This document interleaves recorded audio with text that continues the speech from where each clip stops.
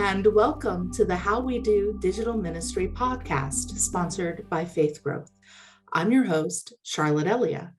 Today, we have a classic episode for you. Last week, we heard from Ryan Panzer, author of the forthcoming The Holy and the Hybrid, Navigating the Church's Digital Reformation.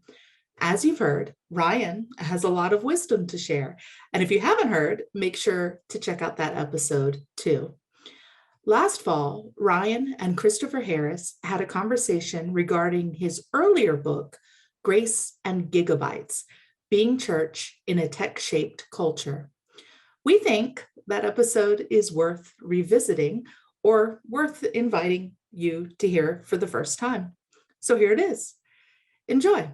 And let us know what you think by joining our Facebook group, How We Do Digital Ministry. Greetings. Welcome to the How We Do Digital Ministry podcast. I'm Christopher Harris, founder of Faith Growth. You can find us at faithgrowth.com, where we help our church clients build their digital presence and engage with the communities online, their communities online, or I guess all communities, to be quite honest. On this podcast, I have a conversation with a church leader and ask them to share how they do digital ministry in their community. Today, I'm excited to be talking with Ryan Panzer. Ryan, please introduce yourself and tell us how you do digital ministry. Hey, Christopher, thanks for the introduction, and hello to all of you who are listening to this episode. My name is Ryan Panzer. I practice digital ministry by writing about how churches can connect with our tech-shaped culture and by walking alongside churches as they discern what the purpose of using technology in their ministry context might be. Awesome. Well, you have tell us a little bit. I know you have credentials in the tech world as well as the church world. You used to work for Google, is that correct? Yeah, that was actually my first job out of college. So at the time, I was thinking about going to seminary and happened to fill out a job application at Google, and one thing led to another, and I wound up starting my career in the field of technology. And ever since, I've kind of been at this intersection of church and tech. They've always seemed like rather different worlds. I remember when I was working at Google and taking classes through Luther's distributed learning program, I was probably the only Google, if not only tech industry employee who was also getting a seminary degree at the same time. So just that feeling of that perhaps even isolation of being in these two worlds that seems so distinct has always made me feel a need or an interest to figure out how tech and church, or tech in the world of faith-based organizations can learn from one another and perhaps find areas of intersection and overlap. I like that. Maybe if you're like me, because did not work at Google, just FYI. But no, I've been doing tech since the early 80s. That's when I got my first computer. It was in 1982, actually. I was young, but I did have a computer. I think I was in second grade. I don't know. Anyways, I learned how to code in BASIC, but back then. And so this has always been a part of me. Grew up in the church. That was always a part of me, served. And what I really liked about COVID, actually, the blessing found in all the destruction is that I feel like the church kind of finally came into my world in a predominant way, when they really came online. And I'm starting, I like, that they're not so disparate anymore, these two worlds that I live in, that they're kind of playing together now. Have you experienced that at all? Yeah, absolutely. And depending on the data that you look at, there are some estimates that perhaps as few as half of churches were online prior to the pandemic. Some estimates have said that only about half to 2/3 of churches were using social media prior to the pandemic. Current estimates are closer to 98-99% of churches that are using some form of technology. So there's been quite an acceleration there, and quite a rapid interest in the topic of how technology can be used for ministry. And even taking a step back before the pandemic, I don't know that it was that churches weren't using technology at all. Rather, I think it was that churches saw technology as a billboard or even a bulletin board, as a place to post our address, our worship times, and basically how to find us somewhere else. But it was always pointing to church community that happened elsewhere, like come on in and find us somewhere offline. Yeah, come Throughout here. the pandemic, we've been living through this time where churches have had to recalibrate because the web is no longer pointing somewhere else. During some of these recent months, the web has been all we've had to connect as a church community. So there's been tremendous learning and tremendous acceleration into using digital technology. Now I think churches are starting to, even perhaps tap the brakes on that a little bit and just think, how can we use this purposefully and sustainably moving forward? And what is God calling us to do and calling us to be online? Yeah, and I think those are important questions. And that's where, like I was telling before we got started recording, I had started reading Ryan's book this week. And I think he asked some good questions and has some good framework for considering that in there. I haven't finished the book yet. But I will say where I thought you did a good job that did read the whole article this week was, last week there was a big New York Times, well, I shouldn't say last week because it'll be a few weeks before people hear this. So in the beginning of August, the New York Times had a big article on Facebook and how Facebook has released a whole specific tools for religious communities to help, use their platform to connect. And you wrote a follow-up piece that I thought was very helpful because you kind of went through what Facebook was doing, but then you gave some good questions for consideration, for churches to decide how much of these tools they may want to use. Would you like to share any of your framework? Not necessarily does it have to be what was in that article about Facebook, but just how do you encourage churches to consider these things and figure out the best way to be using the tools to connect? Yeah, that's a great question. So a few back in early August, the New York Times publishes this article, and the article was all about the launch of faith.facebook.com. And it's the first portal of its kind where one of the tech giants has really developed a suite of resources for churches to use to connect with their communities. And so at the very top of the list of what they've been developing are Facebook groups. And Facebook groups are different and distinctive than Facebook pages. When churches talk about using Facebook, most often what they're using is a Facebook page. A page just kind of functions like the yellow pages, or to go back to that billboard analogy, it's here's when we're open, here's when we worship. But a Facebook group is designed to do something different. It's designed to bring people together in a shared space to have conversation, to ask questions, to hear those questions answered in a community, to share learnings and to share stories. That's the resource that Facebook leads with, and in this suite of tools that they've been developing for faith communities are these Facebook groups. And I think in some ways that is a microcosm of what churches should be thinking about when it comes to using technology.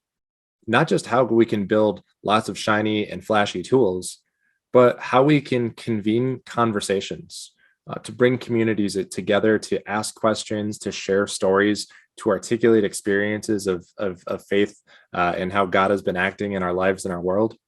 That really is the secret to doing, I think, great digital ministry, is convening those conversations in the digital spaces where all of us spend so much time. I like that. To me, the groups function, and I don't know many churches using a group this way, but I think it really could function a lot the way a lot of times a coffee hour does after service, that Sure. There's sharing, there's, people, asking for prayer. It's public, but it's not public to all of Facebook. It's only public to the church. So it is a little bit safer for certain types of sharing. That's right. And, at least kind of what you wouldn't be afraid to stand up at the microphone in the building and say is probably just fine to say in the Facebook group. But I like that it's a place where you can, not just the church can post, but the individuals can post. So you can see the church offering, spiritual counsel or care, and then individuals checking in with one another. And I think the church, we are probably overusing pages and underusing groups right now. And that's the pivot that churches must make when it comes to using technologies, moving away from communication tools where information flows down a clean hierarchy from pastors, staff, through to the congregation, towards tools that create conversation and collaboration. that's a big pivot, because you look at something like a church bulletin or a church website. Those are tools for communication, but tools for collaboration are things like Slack and Facebook groups. Even things like Zoom is a collaborative tool. Mhm. So that's the learning curve we're on. I would say that we've gotten quite good at using tools for communication, especially during COVID, when the only people that had access to the church building were largely rostered and ordained clergy, as well as the staff. Mhm. Now we have to figure out how to bring in those collaborative elements. You mentioned the coffee hours too, and really, I think that when we think about digital ministry, we're not thinking about moving away from face-to-face in-person coffee hours. Those Yeah. are really important events in the lives of a church. What we're thinking about instead is, how can that same connection, that same conversational buzz that takes place over coffee and donuts every Sunday at 10 a.m., take place Monday through Saturday on the Exactly. moments that fit into the particularities of everyone's schedule. Yeah. No, I totally agree with that. And that the church is intruding into the rest of my week, which is a good thing, and the connections and yeah. Yeah. Well, I Um, would say, like, one thing that churches have an opportunity to do is to give something to respond to throughout the week. Maybe it's a sermon or a video reflection or a reading, or even just a set of images posted to the web, and invite members into responding and processing what those things have to do with our own individual walks with God and our own individual faith stories. I'm a big believer, to paraphrase the work of someone named Dave Daubert, who's written a lot about this topic. The idea that faith depends on being articulated and stories being told. And mhm. that's what the web gives us all, is the tools to tell our own stories, to respond to what's happening in our faith communities, and where God is active there. I think that's interesting. The faith, we need to tell our stories. And when I look kind of at the secular world and how they're doing marketing these days, when it's more individualized, and they come back to, it's all about the narrative, the brand story, the brand narrative. And then ultimately, the purchase would be, hey, they're having a transformational experience with the brand narrative, or with the brand. And I love that, because love is the wrong word. I feel like they ripped off good evangelism strategy, if that makes sense. I mean, we've always, at the core of Christianity and our faith story, is this story of healing, redemption, and transformation. And now they're trying, and the best brands, even they're including their customers in helping share their own stories with the brand. And that's how all these direct to consumer companies are really flourishing right now. But it becomes about these individual stories. And I listen to how they're doing marketing right now, and I'm like, did they come to an evangelism conference, or it's like, and our problem is we don't know how to do it online yet very well as a church. We're learning, but anyways, go ahead. I'm sorry, Ryan. I think that's an interesting model that you just addressed, because it shows how this model of storytelling and of sharing one's own narrative, it can be co-opted by any type of organization. Now, what your typical company is going to do is co-opt that story to show how the transformation comes from some kind of product or deliverable that the company sells for profits. But what the church provides is the ability to narrate one's own lived experience in the context of the gospel story. And so if we don't give our members of our community, the members of our congregation, the ability to tell that story, then I think there's always going to be the company or the corporation that's going to co-opt narrative for their own purposes. Mm-hmm. So really, this is an opportunity for churches to, in some ways, observe what the world of business, the world of branding is doing. But then remember that we're not seeking the same transactional objectives. Rather, we're seeking this transformational encounter with Christ in our world. Really want to go off on a tangent on atonement theories right now, but we're gonna stick. Yes, we're gonna stick to the topic at hand, digital ministry. We'll save that one for another day, but that's what just popped in my head. Bring some Anselm of Canterbury into the conversation. Yeah. Oh no, but I do agree with you. It's a good we can look and see how they're I think we already know the stories, but how do we do the technology, and especially through the technology, invite in the others, to our members and other people we're connecting with, to share their stories. And I think that's very important. I mean, we're people of the book after all. We are indeed, yeah. And I think there's so many models out there that show how an invitation to articulate stories can start. And it doesn't start with asking somebody to come give a 20-minute testimony at a worship service attended by thousands of people. Oftentimes it starts with a pastor or a facilitator or a convener of some kind asking for small reactions to a sermon or to a piece of scripture. And if you listen to a lot of podcasts these days, many times they have interview clips that are submitted by listeners, and they're just 15 seconds responding to a discussion prompt. And just that little 15 to 20 seconds, one, is a great way to round out the stories we're telling, but it also gives everyone in our community practice, the ability to practice what their story looks like, and to articulate that. And again, if we think that there's a connection between telling our stories and faith formation in our lives, that's something we have to find a way to offer to our communities. Like that idea. We coming to a podcast soon. You might have.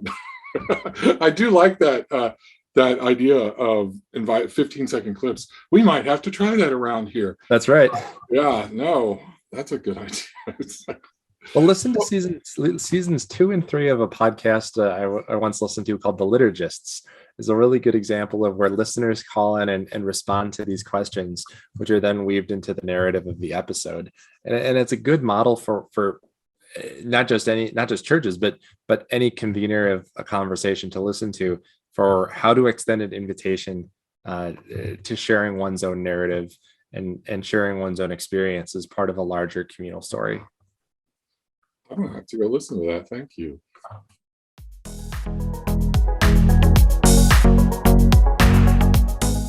Is your church website a mess?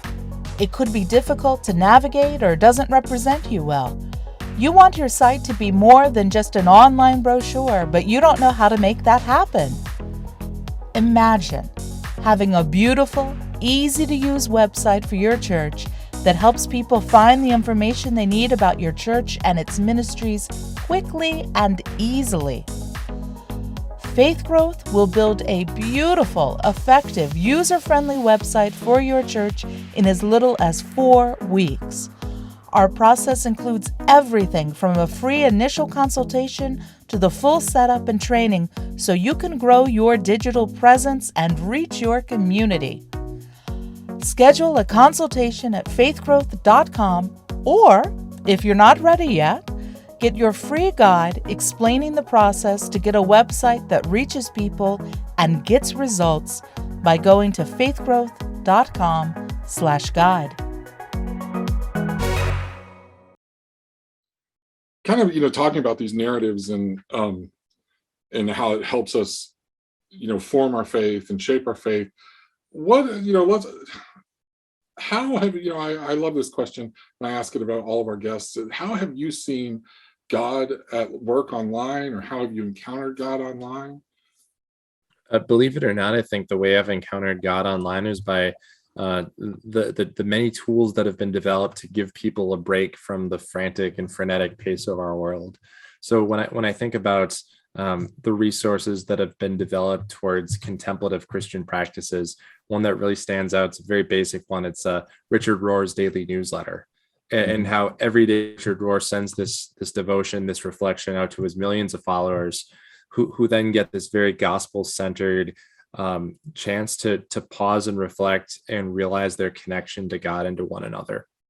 And you see this too with prayer apps, with meditation apps, but I think anywhere where the web offers a chance to disconnect and unwind, that creates experiences of Sabbath.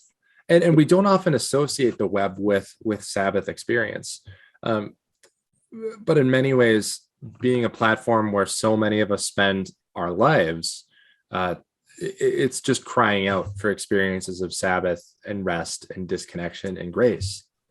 Anywhere where those things exist, God is at work. There are resources there are places that are making that happen. I mentioned Richard Rohr's newsletter, Luther Seminary's God Pause devotion, even secular resources like the Calm app, which is used by so many. Each of those provides this momentary taste of grace, and that's where I really see God at work on the web. I love that. Yeah, I do. A lot of people think of the web as a distraction, and it definitely can be, but there is this whole other side to it. There are these resources. Right. It's important that we seek them out and participate in them, because I agree. Any resource on the web is just as much saint and sinner as all of us, to go back to some throwback Lutheran theology.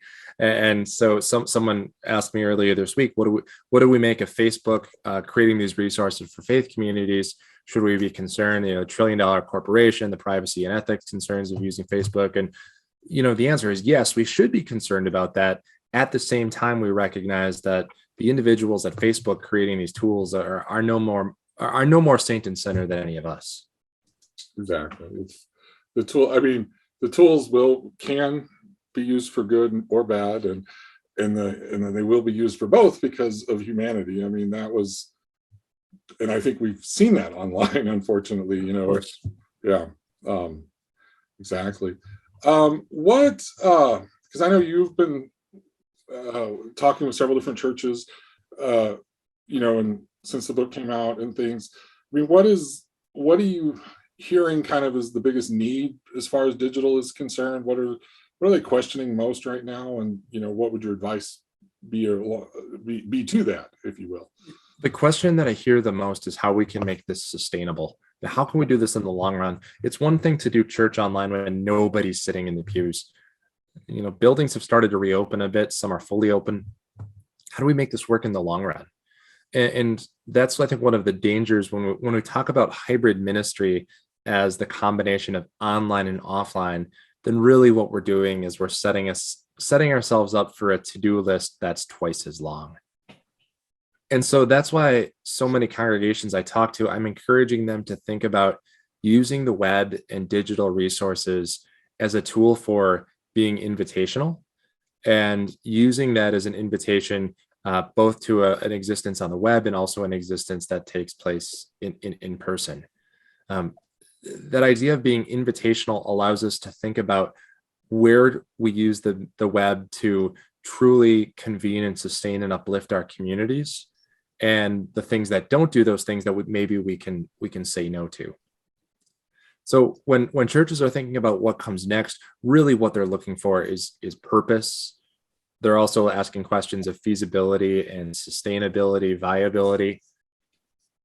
And that's going to be the question for all of us as we look at, an eventual return to normalcy, whenever it happens. It's gonna take some asking some deep questions about what are we called to be online? How are we called to show up and present? What conversations are we called to convene? And where can we take a strategic step backwards, knowing that we're not called to use every app and every tool at all times and in all places? I think that is why that's taking a step backwards is also wise, not just in the tech world, but in some of the, I think as churches start coming back together, they would be wise to reevaluate a lot of their offline ministries as well as their online ministries. And what can they step back? What maybe we take 2 steps back here so we have time for, because you're right, it is hybrid is going to be double the list. And I'm not, double the set of instructions. And I think, and I will just tell you, I'm not a fan of the word hybrid yet. I don't know. I think it serves what everybody's thinking. And so, but I honestly think we won't be saying it in a year, because to me, it almost is, if you're going to go all in and make sure that you have online and offline kind of worship and things, then really we probably need to start talking about developing an online campus, if you will. Sure. And then that really does quickly bring you, there is going to be 2 to-do lists, and they can be interacting. I don't think people that are saying hybrid right now are necessarily wrong. I think we're shifting and we're looking for the best language. And I think where we'll end up, anyways, I don't know how much I'm sold on hybrid, to be honest. The metaphor I sometimes like to use is the idea of building a bridge between online and offline. they're not distinctive campuses and distinctive identities in the life of a ministry, but there's parity of experience, so that it's difficult to have a different experience, whether you're worshiping online or in the pews or attending a book study in a classroom or through Zoom. It's the same quality of experience and the same depth of connection. If we can build that bridge between online and the offline, that to me is what effective digital ministry is all about, not creating silos or specific online campuses. No, I do like that. That's much better stated than what I did, how I stated it. No, because I like that, a parity of experience. Well, and the other thing that I think is important not to silo it like I did is that you're going to have people participate both ways. They're not just going to be, I'm just online or I'm just offline. Correct. Yeah. They're going to be hopping back and forth. And so it has to be a parity of experience. Or they're going to go, well, this is not the same. This is, it's not going to be as meaningful, and it's not going to create the community. So I'm seeing that in the church and through podcasts like this and your book and stuff, we're trying to have this bigger conversation, but I know some church leaders are having a hard time having that at the local level. Do you have any tips or advice for church leaders in that predicament? Well, I could recommend a resource. So for convincing the skeptic of digital ministry, there's a great book by an author named Deanna Thompson. She's a professor at Hamline University, and she wrote a book called the Virtual Body of Christ in a Suffering World. And it tells the story of her transformation from someone who was skeptical of technology in the church. Then she went through a cancer diagnosis and treatment, and found that the strength of her Christian community was found online as she navigated that journey. And it's meant to be used in conversation. It's a good discussion starter. I think it's a useful tool for councils or congregations to navigate this. Start by having those conversations, by asking those questions. But I think reality is also going to set in whenever the variants are done and the waves have subsided. Who knows when that will be, but it'll happen. And I think reality is going to set in that the people just won't come back to the pews at the same levels they were on March 8th, 2020. Families have recognized that it's far easier to stay home on Sunday mornings than to load up the kids in the car and drive somewhere else. People have realized that they can connect with their church community online. They're going to have that expectation of it being available.